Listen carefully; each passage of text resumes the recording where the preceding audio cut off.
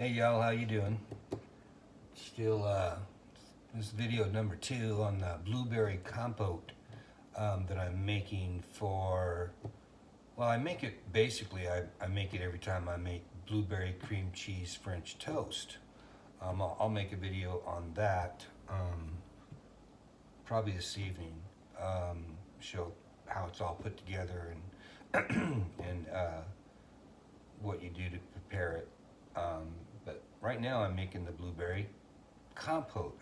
I say compote because it's not a preserve. There's no pectin, there's no preservatives in it. It's, you know, just literally, like I said on the previous video, it's blueberries, a little bit of water, just a little bit, a couple teaspoons, whatever, sugar, not a lot of sugar, because the blueberries themselves are pretty daggone sweet, and some, you know, lemon juice or lime juice, something citric like that. So anyway, it's been simmering here for a bit, and it's reduced down. It's reduced down quite a bit. The blueberries, I usually turn it up a little bit, so it kind of comes to a boil, and what happens is a lot of the blueberries will just pop, and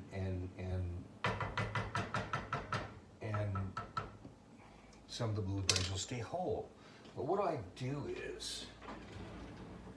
is about this time, I take my masher, whatever, and I just kind of mash all the blueberries. That I kind of go in there and I just give it a good mash. There's a lot of liquid in here, a lot of juice. I mash it, and I mash these up as good as I can.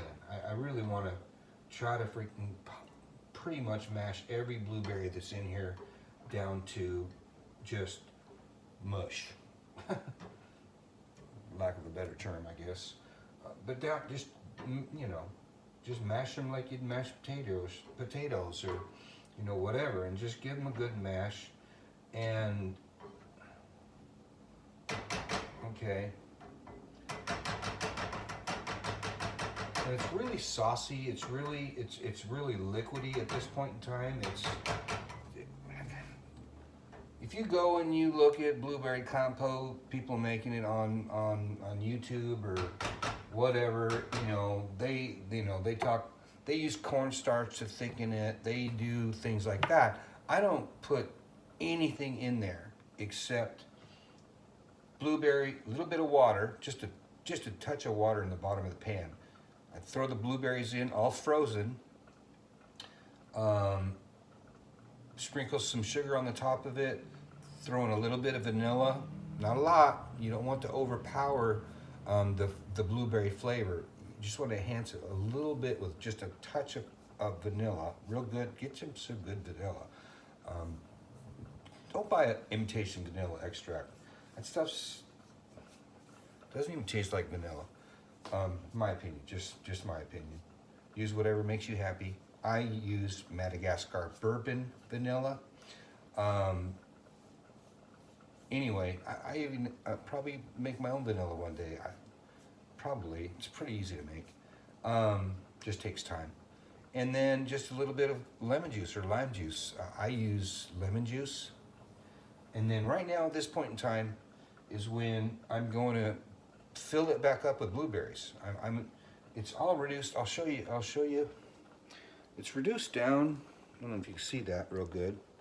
It's reduced down quite a bit. It's. I'll get this spoon here. It's just kind of like, I don't know. I guess right at this point in time, you could use it for blueberry syrup on pancakes or something like that. My end product is going to be almost exactly what blueberry preserves would look like. But now is the point in time where I'm going to fill it back up with blueberries, and then just cover it, let it simmer for a while, and then I'll mash it again a little bit. And basically I'll let it simmer for, you know, I don't know, I might let it simmer for an hour. I want it to cook down. I want it to reduce. And let me grab the blueberries. I'll toss them in there. These are the blueberries I buy. I mean, I don't buy the same exact ones every time. It's just frozen blueberries. That's all it is. There's nothing else in there, just blueberries. Okay, now I'll take it. Like I said, I'm gonna fill it back up with blueberries. It's about right there. Fill it right back up there to the top pretty much. And pop these back in the freezer.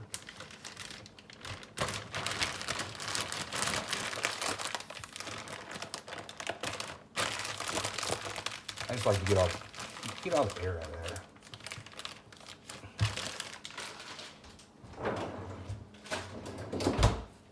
All right, and now I'll just pop the lid back on this and just let them cook. I mean, just leave them alone. Leave them alone, let them cook, you know, let them work their magic, you know. I'm telling you, they will turn out, it turns out freaking badass. I take this to work, give it to my freaking friends at work, and they love it. They're always asking me, you know, how do you make that stuff? And it's like, that's the easiest thing in the world. I mean, cooking is not rocket science. You know, trial and error is what it really is. Anyway, like I said, I'm gonna let it just simmer down, just cook, and then after these are all incorporated into that, what I already had going on in there, I'll take the lid off and let it just sit there and reduce for a while. Depends, you know, how much time. I don't really time it. I just stir it and check it every once in a while. And low heat, I don't ever. Only time I turn it up is when I'm first doing it, because that's what kind of brings it to kind of a real low boil. Not a real boil, just a low boil. And that's what, you know, makes all those blueberries kind of pop. Once they've all popped, not all of them, but once they've popped, and then I turn it down and I just simmer it real low and real slow. So anyway, I'll check back with these in a little while. And then you guys can see the end product, which is freaking delicious. Anyway, sign out for now. It's Mark. I look like hell, but I'm 60 years old. What do you expect? Anyway, talk to y'all later. Bye.